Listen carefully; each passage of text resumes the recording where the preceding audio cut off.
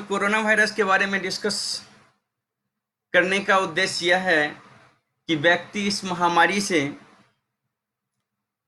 लड़ने में कामयाब तभी होगा जब उसके बारे में जान पाएगा। अच्छा योद्धा तभी बनेगा जब वो उस दुश्मन को जान पाएगा। और आपको पता होगा कि ये महामारी पूरे विश्व में 22 लाख से ऊपर लोगों को अपने गिरफ्त में ले लिया है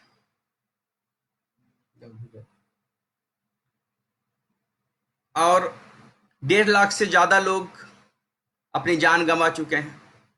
भारत में भी ये महामारी 14,000 15,000 लोगों को संक्रमित कर चुका है और 400 साढ़े 400 लोगों को मार चुका है। तो हो सकता है कि ये महामारी जब अपना फैलाएगी पैर, तो हर व्यक्ति को एक योद्धा की तरह काम करना होगा और वही अच्छा योद्धा होगा जो उस बीमारी को जान पाएगा, उस कोरोना वायरस को, दुश्मन को जान पाएगा, वही अच्छा योद्धा होगा। जैसा कि हमने आपको बताया था कुछ क्वेश्चंस कि लोगों को अभी भी नहीं पता है कि सैनिटाइजेशन बेटर है या हैंड वॉशिंग बेटर है। तो सिंपल सा चीज आपको बताऊं, हैंड वॉशिंग से क्या फायदा होगा, कैसे ये काम करता है हैंड वॉशिंग। साइंस वाले के लिए भी जानना जरूरी है और बिना साइंस स्ट्रीम के जो लोग हैं वो भी। अगर आप देखते होंगे किसी कपड़ा पर तेल लग गया, ग्रीस लग गया, कैसे साफ करते हैं उसको हम साफ करने के लिए डिटर्जेंट का उपयोग करते हैं। साबुन में भी डिटर्जेंट होता है और वो डिटर्जेंट उस लिपिड को, वसा को डिजॉल्व कर देता है, जिसके कारण आपके हाथ में लगा हुआ कोरोना वायरस का जो सेल मेम्ब्रेन है वो भी लिपिड का बना हुआ है।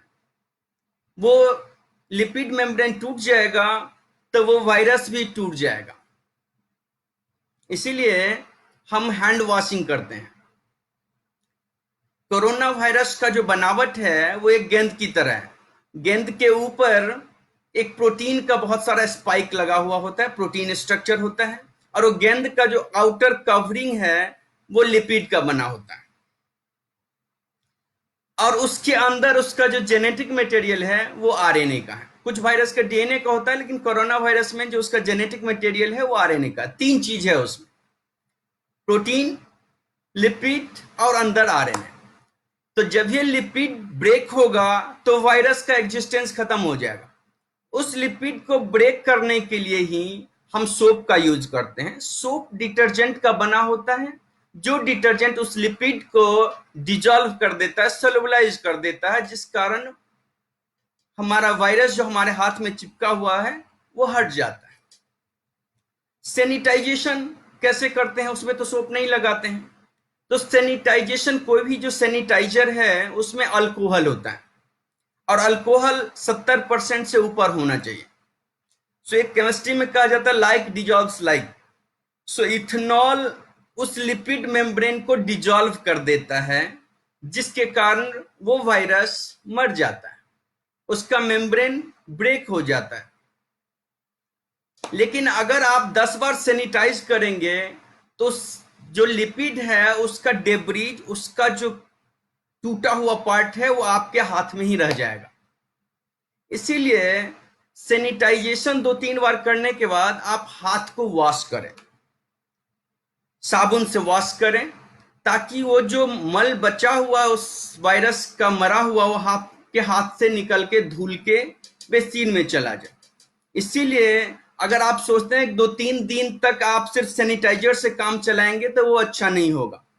आप हाथ अवश्य धोएं, ताकि वो जो बचा हुआ के सैनिटाइजेशन के बाद जो बचा हुआ रह गया कहीं उसका डेब्रीज, उस वायरस का मरा हुआ पार्ट, वो डिजॉल्व होके हैंड वॉश हो जाए।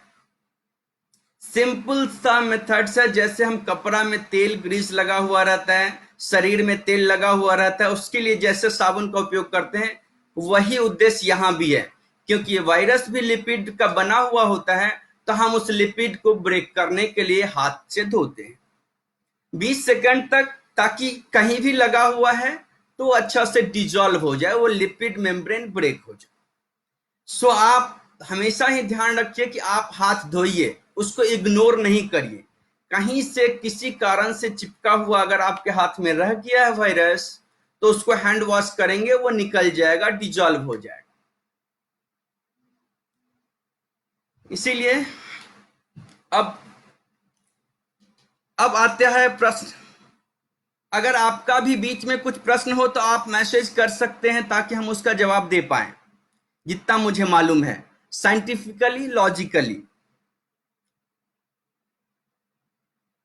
अब आता है कि बहुत तभी चल रहा है कि इसका टेस्टिंग कैसे होता है। तो हर व्यक्ति को जानना चाहिए कि टेस्टिंग इसका, किसी के शरीर में अगर है वो वायरस, तो उसका टेस्ट कैसे करेंगे।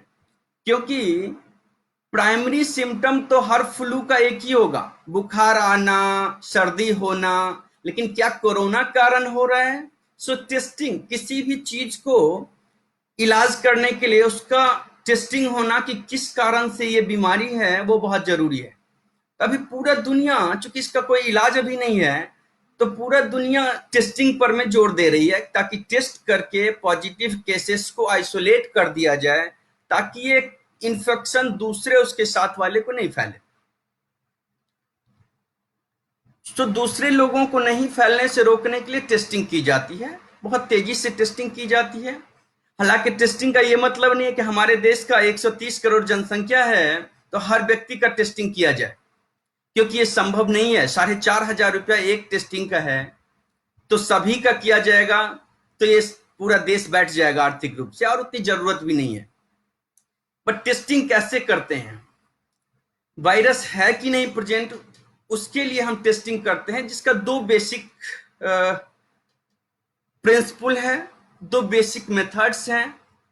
एक मेथड जो पीसीआर बेस्ड मेथड है, जो बहुत ही ऑथेंटिक मेथड है, जो पूरी दुनिया उस पर ज्यादा रिलाई करती है, ज्यादा एक्यूरेट मेथड है।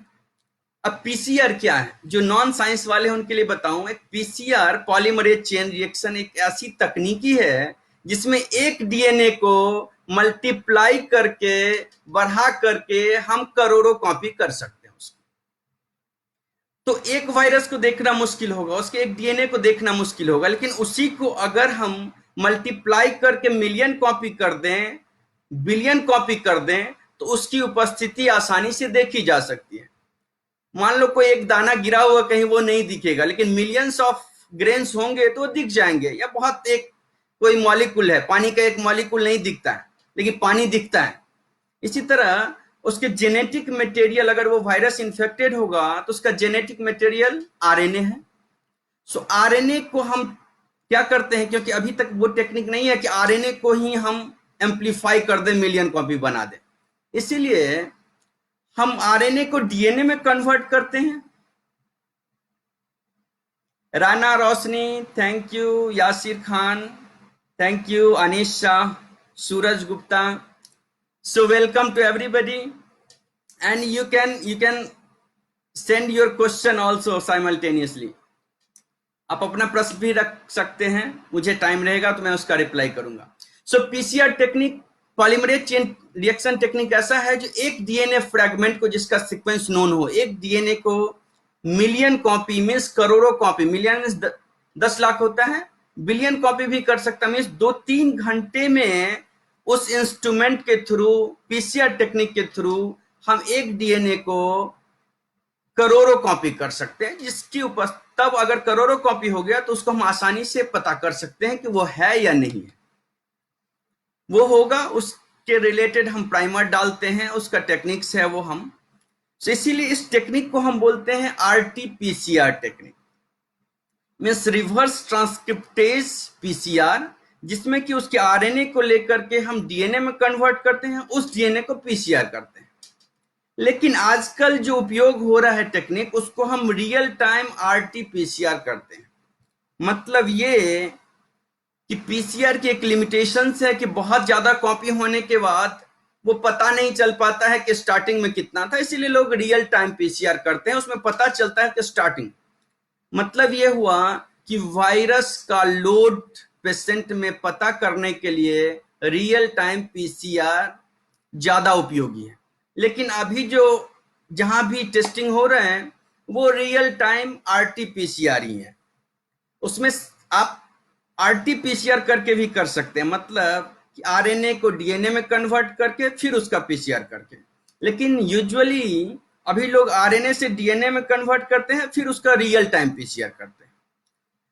सो पीसीआर टेक्निक बेस्ड टेस्टिंग होता है, जिसका कि प्रोब बहुत ही महंगा है, इसीलिए कुछ चीजें बाहर से आती हैं। उसका इंजाइम जो है वो महंगा है, इसलिए उसका टेस्टिंग का रेट ज्यादा है।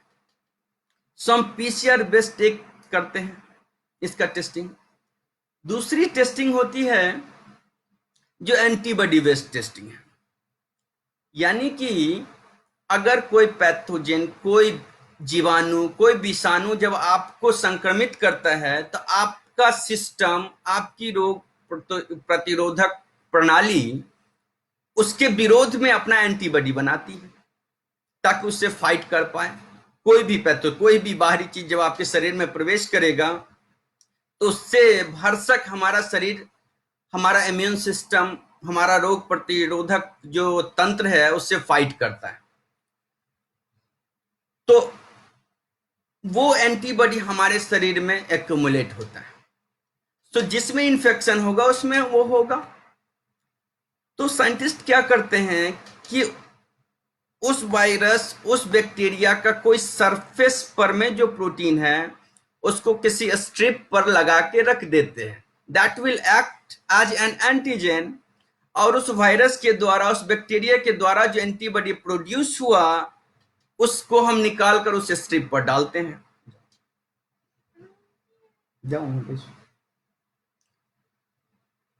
तो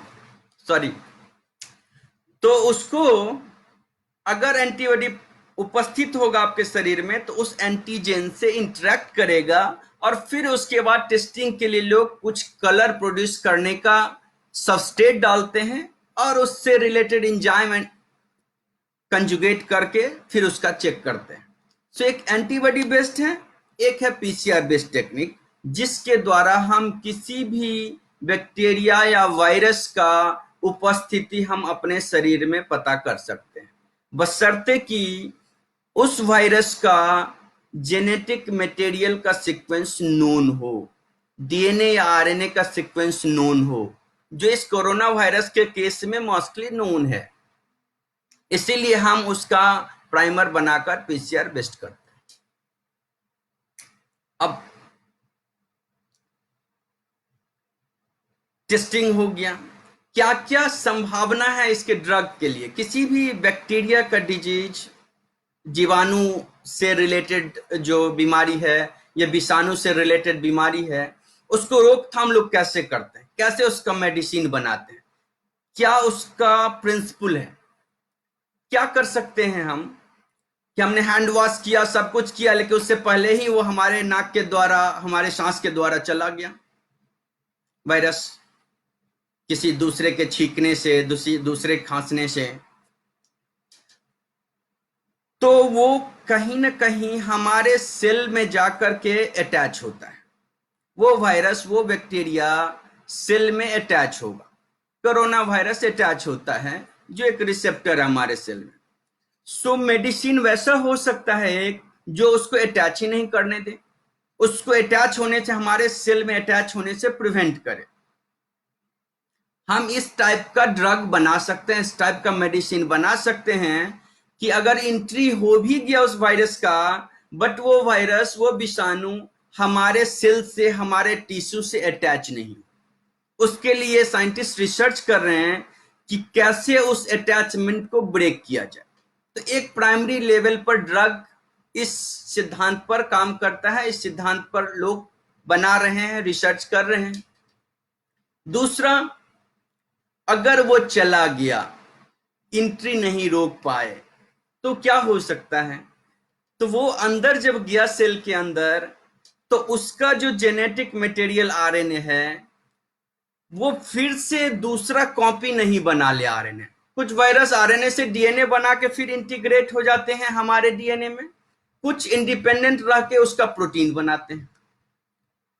सो वो फिर से मल्टीप्लाई नहीं करे वो वायरस, इसके लिए वो स्टडी करके पता किया जाता है कि वो कैसे डुप्लीकेट कर रहा है, उसका जेनेटिक मटेरियल कैसे डुप्लीकेट कर रहा है।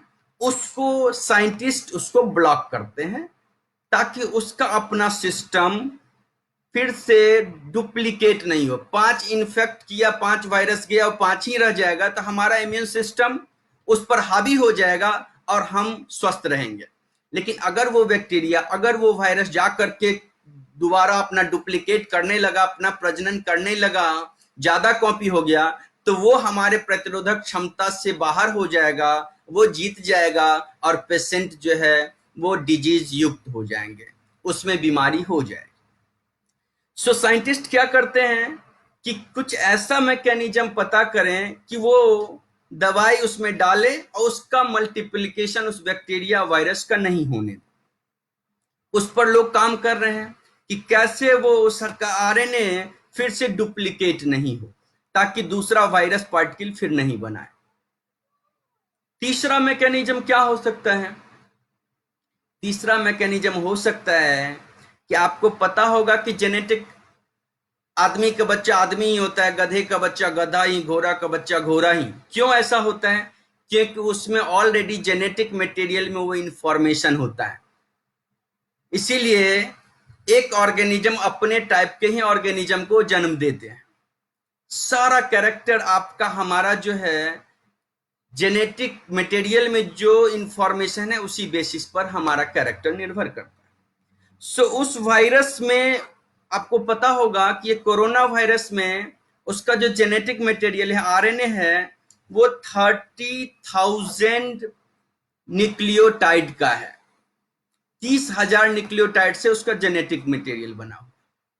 उसमें लगभग 26 से 28 प्रोटीन को कोड करता है। डीएनए से आरएनए बनता है, आरएनए से प्रोटीन बनता है।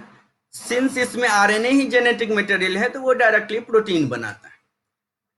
और उसमें से कुछ प्रोटीन जो है हमारे लिए घातक है। वो प्रोटीन नहीं बनाएगा तो हमारे लिए डिजीज नहीं होगा।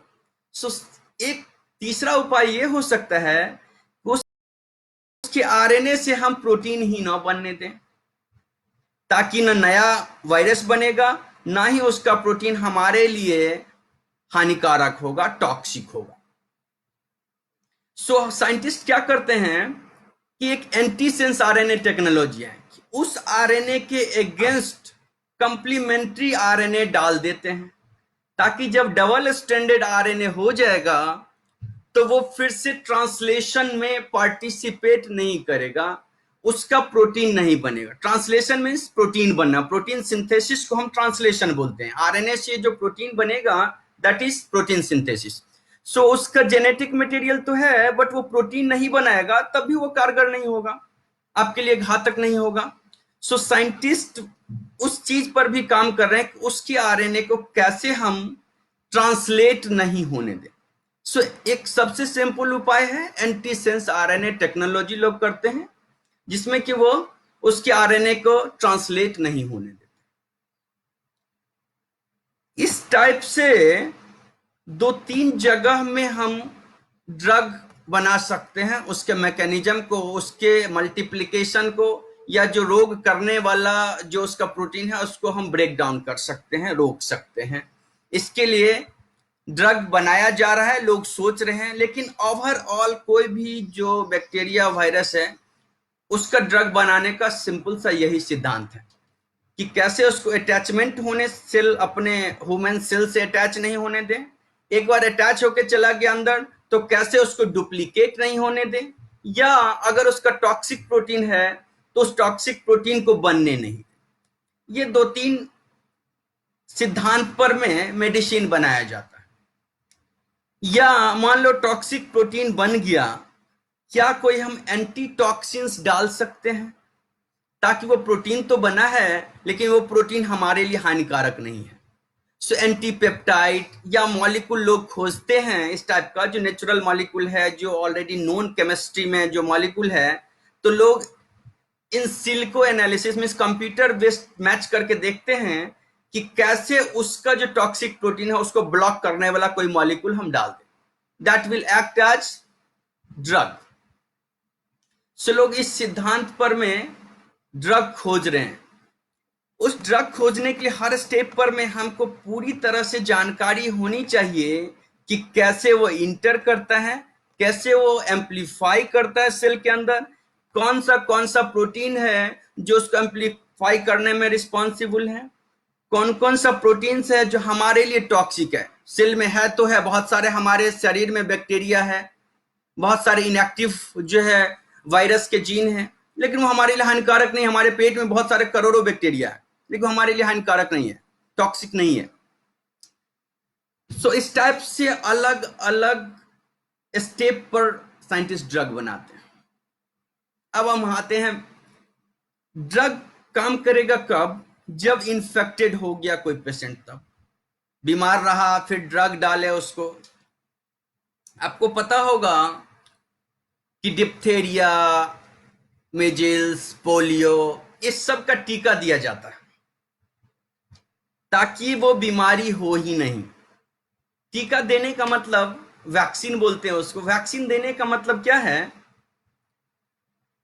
कि हमारा जो प्रतिरोधक क्षमता है, हमारा जो प्रतिरोधक तंत्र है, वो पहले से ट्रेंड हो जाए, ताकि जब वो पर्टिकुलर बैक्टीरिया वायरस इंटर करे, हमारा इम्यून सिस्टम, हमारा प्रतिरोधक क्षमता उससे अच्छी तरह फाइट कर पाए और उसको पराजित कर दे। यही वैक्सीनेशन, टीकाकरण का मेन पर्पस है कि हमारे इम्यून सिस्टम को एलिसिट करे कैसे। उसके लिए लोग क्या करेंगे, क्या करते हैं जनरली लोग वैक्सीन बनाने के लिए?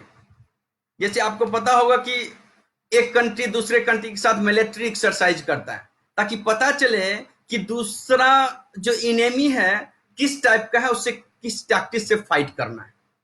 ऐसा नहीं है कि हम एक बैक्टीरिया के लिए जो वैक्सीन दिए वो दूसरे बैक्टीरिया के लिए भी काम करेगा।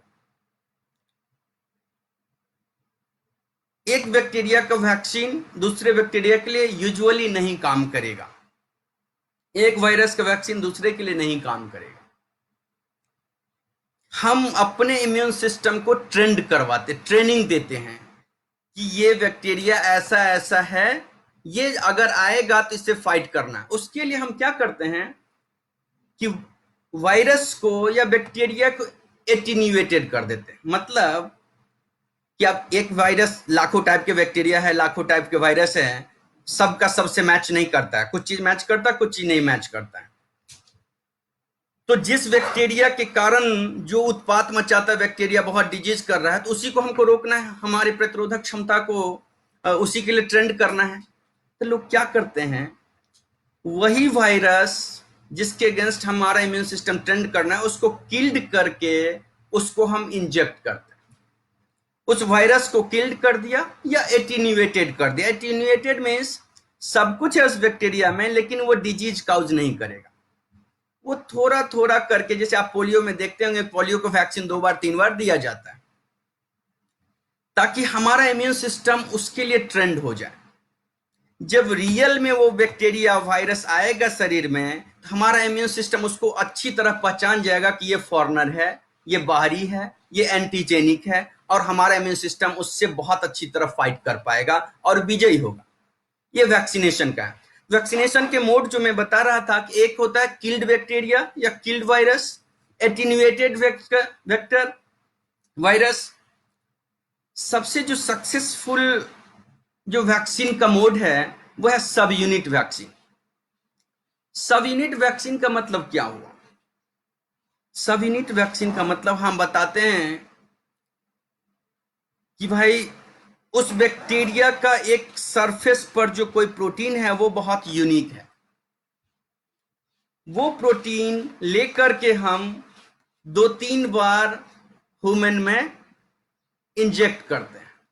अब वो हमारा इम्यून सिस्टम ट्रेंड हो गया है, उसमें उसके अगेंस्ट मेमोरी सेल हो गया है। अब जब भी कभी वो बैक्टीरिया आएगा तो उसके सेल सरफेस पर वो प्रोटीन रहेगा। अब जब भी उस सेल सरफेस पर प्रोटीन है तो उसको पहचान जाएगा कि ये जो है फॉरेनर है, और हमारा इम्यून सिस्टम उसके साथ फाइट करेगा, उसको किल कर देगा। सब यूनिट वैक्सीन मतलब कोई भी सेल सरफेस का प्रोटीन लेकर के हम एज ए एंटीजन यूज करते हैं, एज ए वैक्सीन यूज करते हैं। इस वायरस के केस में जो लोग रिसर्च कर रहे हैं, उसके सेल सरफेस पर जो प्रोटीन है उसको स्पाइक बोलते हैं, उसको एज ए वैक्सीन टारगेट लोग खोज रहे हैं। लेकिन उसमें समस्या क्या आती है कि वो प्रोटीन, दो चीज होना चाहिए। वो प्रोटीन जो बैक्टीरिया में है या वायरस के ऊपर है, जिसको हम as a vaccine candidate use करना चाह रहे हैं, उसकी सिमिलरिटी थोड़ी भी हमारे किसी प्रोटीन के साथ नहीं होना चाहिए। नहीं तो वो अपने प्रोटीन को या तो फॉरेन समझ लेगा हमारा शरीर ट्रेंड होके, या नहीं तो जो हम प्रोटीन डाल रहे हैं बैक्टीरिया वायरस वाला, उसको वो एंटीजन नहीं समझेगा, उसको अपना समझेगा और हमारा इम्यून सिस्टम उसको जाने देगा, छोड़ देगा। आई कार्ड जैसे दे देते हैं तो कोई भी है बाहरी, उसको आई कार्ड दे दिया, वो इंटर कर जाता है। सो ये सर्च करना कि उस प्रोटीन का कौन सा पार्ट यूनिक है जो हमारे सिस्टम के किसी प्रोटीन के साथ मैच नहीं कर रहा है, वैसा प्रोटीन पार्ट हम as a vaccine candidate use करते हैं।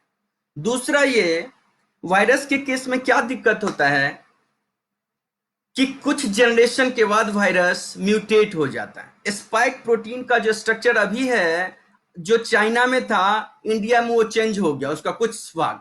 तो चाइना के प्रोटीन के अगेंस्ट अगर किसी ने वैक्सीन बनाया तो हमारे यहाँ इंडिया में नहीं काम करेगा, या इंडिया में जो स्ट्रेन मिला उसका जो स्पाइक प्रोटीन है उसको अगर हम वैक्सीन कैंडिडेट यूज करते हैं तो ये फिर दूसरे पेशेंट जिसमें म्यूटेटेड होके वो वायरस इन्फेक्ट होगा, वो उसको पहचान नहीं पाएगा। मिस रैपिडली म्यूटेट करता है वायरस, जिसके कारण इसका वो कंजर्व्ड प्रोटीन सीक्वेंस मिलना मुश्किल होता है। अगर वो हमेशा म्यूटेट करेगा तो उसके स्पाइक प्रोटीन का स्ट्रक्चर चेंज होता जाएगा, सीक्वेंस चेंज होता जाएगा। सो हम एक यूनिक सीक्वेंस नहीं चूज कर सकते हैं जिसको कि एज ए वैक्सीन यूज करें, वैक्सीनेशन के लिए यूज करें। ये समस्याएं चल रही है, जिसके कारण बहुत सारे देश, अपने यहाँ भी जीबीआरसी है, गुजरात बायोटेक रिसर्च सेंटर, उसने भी कुछ स्ट्रेन का सीक्वेंस किया है। नेशनल इंस्टीट्यूट ऑफ वायरोलॉजी ने भी कुछ स्ट्रेन का सीक्वेंस किया है, कुछ सैंपल का। अमेरिका में भी, चाइना में भी स्ट्रेन का, ताकि उस सारे को मैच करके कुछ ऐसा कंजर्व्ड सीक्वेंस पता किया जाए जो सारे स्ट्रेन में कांस्टेंट हो, सेम हो, ताकि उसको as a vaccine candidate use किया जाए। ये लोग रिसर्च कर रहे हैं कि मैक्सिमम कंजर्व सीक्वेंस मिले उसको। उस जाओ अभी जाती है, मम्मी को बोले जाओ, जल्दी जाओ, जाओ जल्दी। सॉरी सब unit vaccine most successful vaccine है, लेकिन उसका कंजर्व सीक्वेंस पता करना, अभी साइंटिस्ट उस पर लगे हुए हैं, लेकिन अभी तक वैक्सीन के लिए कोई टारगेट अभी तक ढूंढा नहीं गया। अभी कुछ लोग, जैसे आप सुने होंगे कि जो पेशेंट रिकवर हुआ है उसका सीरम लेकर के जो अभी बीमार हैं उसमें देने की बातें चल रही है, ट्रायल चल रहा है। मतलब ये हुआ कि जो रिकवर हुआ है, जो स्वस्थ हो गया, इसका मतलब उसका इम्यून सिस्टम वायरस को हरा दिया है, उसमें वो इम्यूनिटी आ गई है, उसमें वो एंटीबॉडी बन गया है। तो क्यों न वो जो स्वस्थ हो गए हैं, एक बार इन्फेक्ट हुआ था वायरस से और फिर वो स्वस्थ हो गया, तो उसके ब्लड में जरूर एंटीबॉडी होगा जो कि कारगर हो सकता है जो अभी पेशेंट हैं उनको देने के लिए। So scientist are working on that कि भाई स्वस्थ लोगों का ब्लड निकालो, सीरम निकालो, उसका एंटीबॉडी लेकर के हम जो लोग बीमार हैं, इन्फेक्टेड हैं, उनमें डाला जाए। ये भी एक थेरापी है, इसको पैसिव इम्यूनाइजेशन लोग, कुछ लोग बोलते हैं। वैक्सीन के लिए जो समस्याएं हैं कि कंजर्व सीक्वेंस, सब यूनिट वैक्सीन के लिए कंजर्व सीक्वेंस मिलना जरूरी है और सरफेस का प्रोटीन होना चाहिए, सेल सरफेस प्रोटीन होना चाहिए। कुछ लोग एटीन्यूएटेड वैक्सीन के लिए भी डिस्कस कर रहे हैं, लोग ट्राई कर रहे हैं कि उस वायरस का टॉक्सिक पार्ट को हटा दिया जाए, बाकी part as a vaccine use किया जाए। लेकिन उसमें समस्याएं क्या आती है कि वो हो सकता है जो अभी एटीन्यूएटेड है, नॉन पैथोजेनिक वायरस है, वो शरीर में जाकर के कहीं पैथोजेनिक ना हो जाए। ऐसा हुआ है पहले कुछ कुछ वैक्सीन के लिए, इसीलिए साइंटिस्ट अब एटीन्यूएटेड और किल्ड वायरस वाला एज ए वैक्सीन यूज नहीं करते हैं। Subunit vaccine is most successful vaccine, लेकिन उसके लिए है कि वो प्रोटीन मिलना चाहिए। अब एक बार अगर कंजर्व सीक्वेंस मिल भी गया तो फिर वो ज्यादा अमाउंट में चाहिए ताकि पूरे पॉपुलेशन को वो इंजेक्ट किया जाए, एडमिनिस्ट्रेट किया जाए। उसके लिए रिकम्बिनेंट डीएनए टेक्नोलॉजी का यूज करके, उसको अप्लाई करके, उसका हम ज्यादा से ज्यादा उस प्रोटीन को प्रोड्यूस करते हैं और उसको एज ए वैक्सीन यूज करते हैं। चौथा वैक्सीन का मोड है डीएनए वैक्सीन। मतलब ये कि अभी आप पोलियो में देखते होंगे कि 2 बार दिया जाता है, 3 बार दिया जाता है, प्राइमरी डोज, बूस्टर डोज, इस टाइप से 2-3 बार दिया जाता है ताकि हमारा इम्यून सिस्टम धीरे धीरे उसके लिए ट्रेंड हो जाए। क्योंकि एक बार दिया वो प्रोटीन डिग्रेड हो गया, फिर उसके लिए फिर से हम डालेंगे तो हमारा इम्यून सिस्टम उसमें एक्टिवेट होगा। सो लोग डीएनए वैक्सीन यूज करते हैं। क्यों ना उस प्रोटीन को जो कोड करने वाला जीन है उसी को डीएनए में हम डाल दें और उसको हम ह्यूमन में इंजेक्ट कर दें ताकि वो प्रोटीन रेगुलर बनता रहेगा। लेकिन उसकी अपनी समस्याएं हैं कुछ, बट डीएनए वैक्सीन भी लोग प्रोड्यूस करने की कोशिश कर रहे हैं। कुछ क्वेश्चंस हैं आप लोगों के तो बताइए।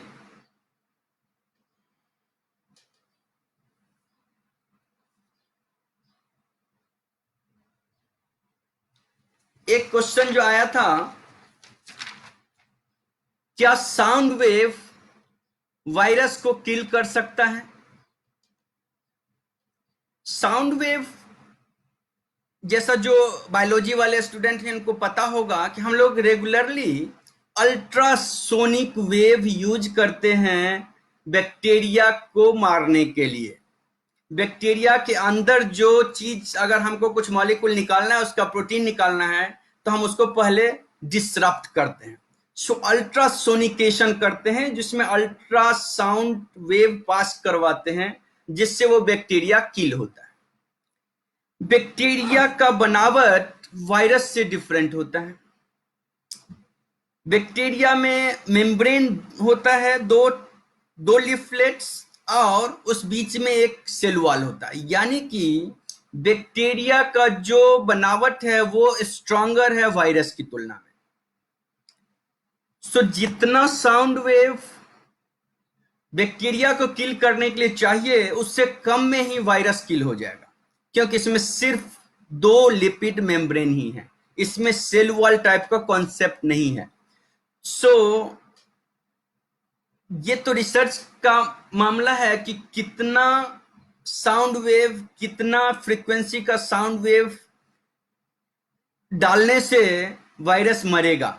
लेकिन ये निश्चित है कि बैक्टीरिया में जितने फ्रीक्वेंसी का साउंड वेव पास करवाते हैं उससे कम में ही ये जो वायरस है वो मर जाएगा। लेकिन कितना साउंड चाहिए, कितना साउंड वेव चाहिए, ये रिसर्च से पता चलेगा।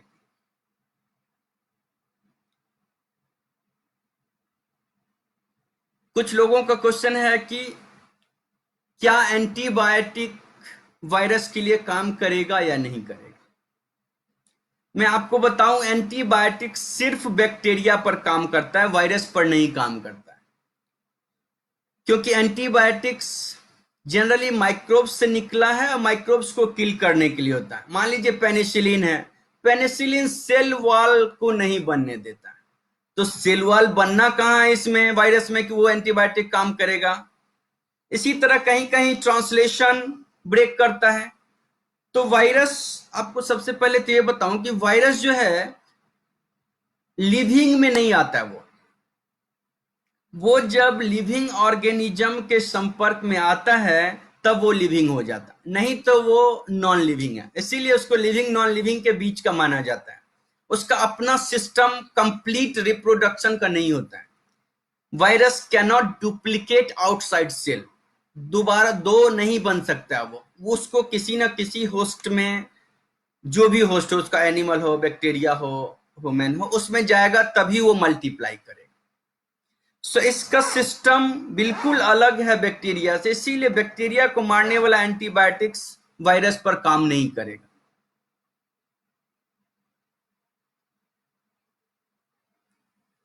कुछ क्वेश्चंस आप लोगों के हैं।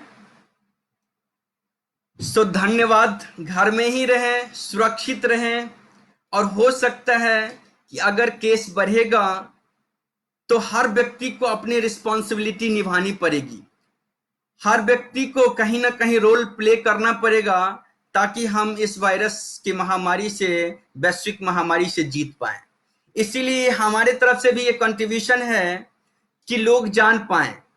और ये बायोटेक के फील्ड से रिलेटेड समस्या है और उसका निदान भी बायोटेक वाले को ही करना है। Biotech means bio science stream.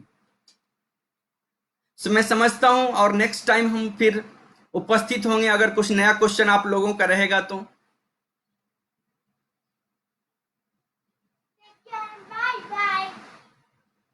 Thank you.